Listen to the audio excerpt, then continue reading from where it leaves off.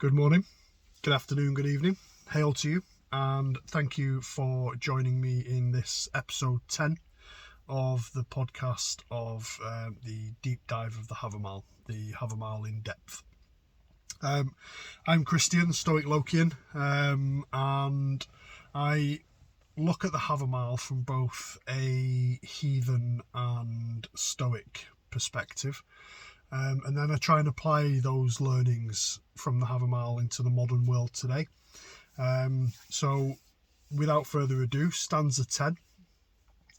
A better burden no man bears on the road than much good sense. That is thought better than riches in a strange place. Such is the recourse of the indigent. Indigent? I'll let you decide how to pronounce it. So in the context of Old Norse heathen wisdom, stanza 10 emphasises the value of wisdom and practical intelligence. You see it a lot in heathenry, a lot of practical intelligence, a lot of people. You get a group of heathens together, you can guarantee someone knows how to start a fire, someone knows how to build a shelter, someone knows how to prepare the food. There's just so much practical intelligence in the heathen community. It really is beautiful to watch, actually. The reference in the stanza to good sense being a better burden on the road suggests that possessing wisdom is a valuable companion in life's journey, and I think that's come up quite a lot in the previous stanzas, and it'll come up again quite a lot in the following stanzas as well, because if you think back to what life must have been like for our Old Norse ancestors, our old Anglo-Saxon ancestors, it would have been challenging. You know, the environment itself would have been challenging. Travel and exploration, which was common, would have been a challenge, and having good sense would have been crucial for survival and successful navigation. The stanza also contrasts wisdom with riches, suggesting that intelligence and resourcefulness are more reliable assets, especially in an unfamiliar place, than a load of money. If you imagine travelling from one end of England to the other back in 1000 AD, your practical knowledge would have been much more valuable than a bag of gold coins. And so it's a really, really important asset to possess. And I think for those facing difficulties, the stanza also suggests that good sense becomes a refuge, becomes a place of shelter, quite literally in some instances. The good sense to be able to build a shelter, for example. From a Stoic perspective, the stanza aligns with Stoic values such as wisdom, self-sufficiency, and focusing on internal qualities over external circumstances. The idea of good sense being a better burden speaks to the Stoic virtue of practical wisdom, which guides our actions and decisions. The contrast between wisdom and riches corresponds with Stoic teachings that value inner virtues and character above material possessions, and you see that a lot in the sort of the old stories of Stoicism. Additionally, stanza 10's portrayal of wisdom as a resource for the indigent, I'm going to pronounce it indigent, aligns with Stoic ideals of finding contentment within oneself and relying on virtue rather than external factors.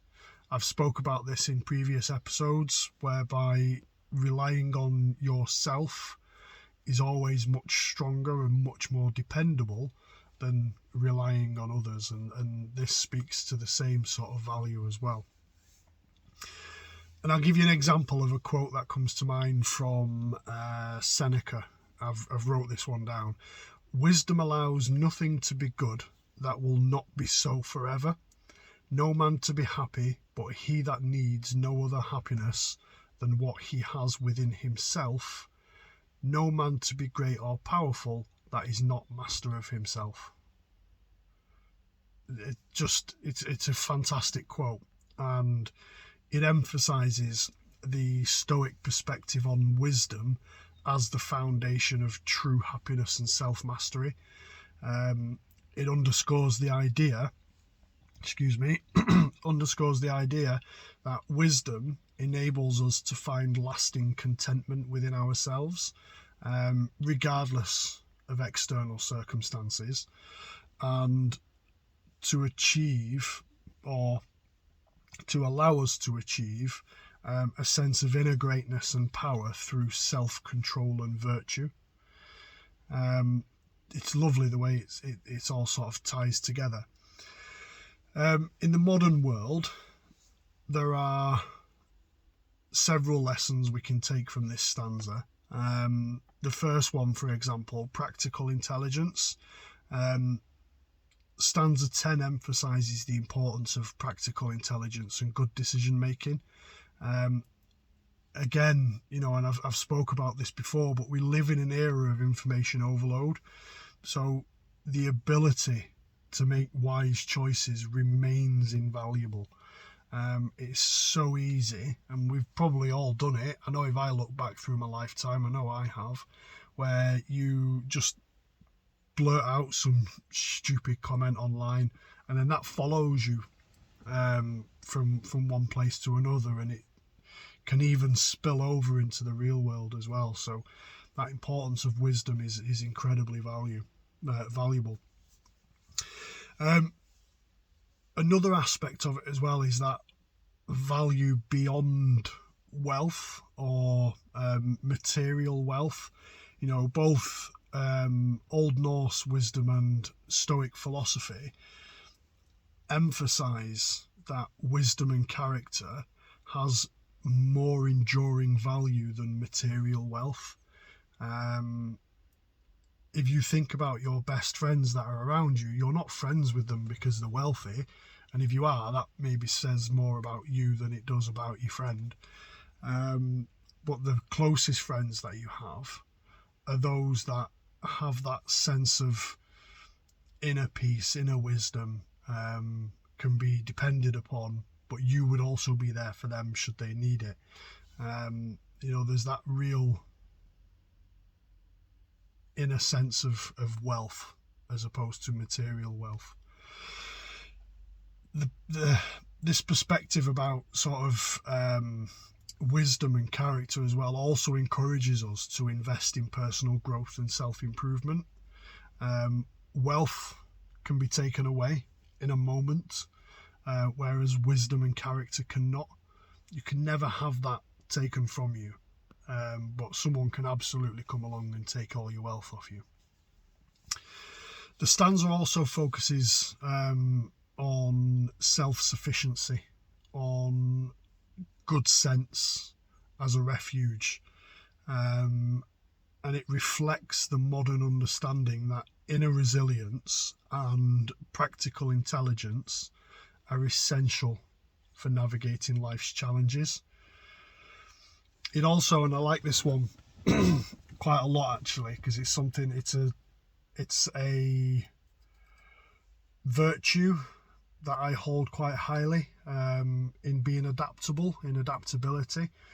In unfamiliar or challenging circumstances, the stanza suggests that intelligence and wisdom serve as reliable companions, and this absolutely aligns with the modern need for adaptability and critical thinking. If you're not adaptable in today's modern world, you're not going to go very far. You're not going to get on. It's a real challenge, the world we live in, and if you can't adapt to the things around you, you're just not going to be a very happy person. So be as adaptable as you can be. Stanza 10 also encourages us to find contentment within ourselves, regardless of external circumstances. Focus on what you can control as opposed to what you can't control, and I've spoke about this in previous episodes. The message of self-reliance resonates in a society that often seeks happiness through external acquisitions, through purchases, through material possessions, whereas this is really talking about and really drilling in on that importance of inner fulfillment. And that's been a theme over the last couple of stanzas, so it's nice that this is continuing. In essence though, in summary, stanza 10 serves as a reminder to prioritise wisdom, to prioritise practical intelligence and inner virtues as valuable assets. It bridges the wisdom of Old Norse traditions with Stoic ideals of self-sufficiency and character, offering guidance on how to navigate the complexities of the modern world with wisdom and resilience. Thank you so much for joining me on this journey. We're now 10 episodes in, and I hope to keep doing many, many more. Your engagement on the podcast makes a big difference. It really spurs me on and keeps me going and encourages me to do more of these. So please keep watching, keep listening, like, comment, subscribe, review. All of that is really, really useful stuff, and I appreciate it a lot. And as always, I will close episode 10 by reading stanza 10. So stanza 10: a better burden no man bears on the road than much good sense, that is thought better than riches in a strange place. Such is the recourse of the indigent. Sorry, I did it again. Such is the recourse of the indigent. Hail to you. Thank you for joining me. I appreciate you. I will see you on the next one.